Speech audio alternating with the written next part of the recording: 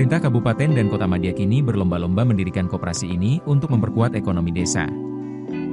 Menurut Dashboard Koperasi Desa Kelurahan Merah Putih per Jumat, 28 November 2025 pukul 10.11 WIB, sudah ada 82.857 koperasi yang telah berbadan hukum. Dari jumlah itu, 77.315 koperasi sudah memiliki akun SIM Kopdes atau Mikrosit resmi.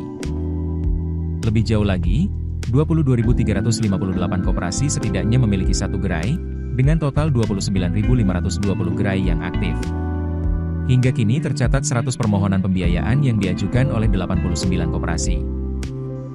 Data pendanaan menunjukkan bahwa Provinsi Jawa Tengah menjadi pusat konsentrasi dana KDMP terbesar, dengan total alokasi mencapai Rp25,7 triliun untuk 8.563 unit koperasi.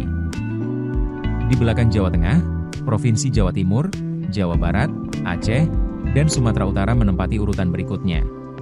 Ini mencerminkan kesiapan dan kapasitas pemerintah daerah hingga level desa dan kelurahan untuk menjalankan KDMP di wilayah tersebut, ujar Hosiana Evalita Situmorang, ekonom PT Bank Danamon Indonesia Tbk.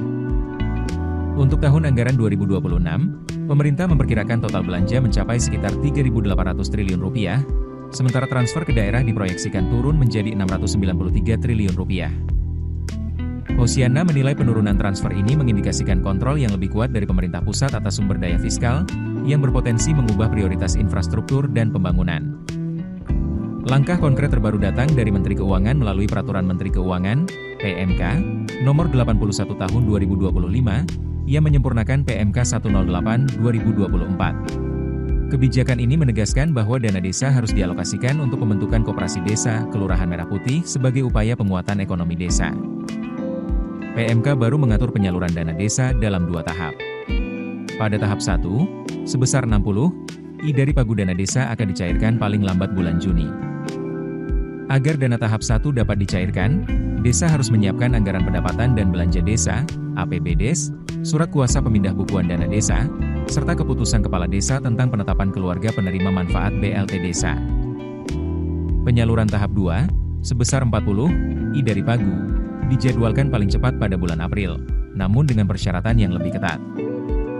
Untuk mencairkan dana tahap 2, pemerintah desa wajib melaporkan realisasi penyerapan dana tahap 1. Dana akan cair bila penyerapan minimal mencapai 60% dan rata-rata belanja minimal 40%. Selain itu, desa kini diwajibkan menyampaikan akta pendirian Koperasi Merah Putih atau bukti dokumen pembentukan koperasi yang telah diserahkan kepada notaris, serta menandatangani surat pernyataan komitmen dukungan APBDes terhadap pembentukan koperasi tersebut.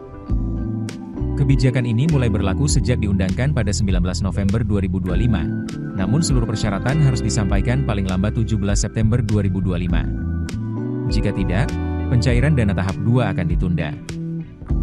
PMK juga menetapkan bahwa dana tahap 2 yang telah ditentukan penggunaannya dapat dicairkan setelah bupati atau wali kota melengkapi semua syarat.